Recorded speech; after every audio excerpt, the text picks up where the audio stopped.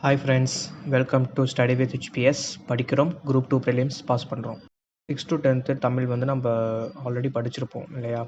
So 11th 12th இப்போ அதிகமாக questions கேட்குறாங்க. நம்ம 11th ஸ்டார்ட் பண்ணலாம். 11th சிலபஸ் பார்த்தீங்க அப்படின்னா கம்மி டாபிக்ஸ் தான். அந்த கம்மி டாபிக்ஸ் மட்டும் பார்த்தாலே 11th நம்ம நிறையா அச்சீவ் பண்ணிடலாம். ஸோ என்னென்ன பாருங்கள்: பேச்சு மொழியும் கவிதை மொழியும், நன்னூல் பாயிரம், திருமலை முருகன் பல்லு, ஐங்குறு நூறு, திருமலை முருகன் பல்லு.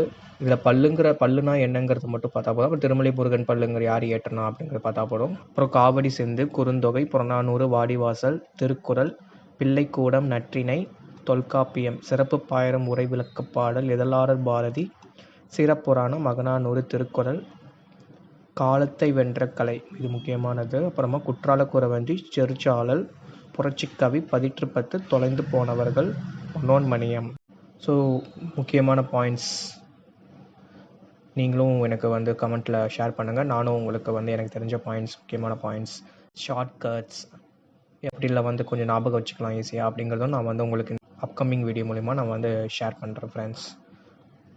ஓகே ஃப்ரெண்ட்ஸ், நெக்ஸ்ட் வீடியோ பார்க்கலாம். தேங்க்யூ.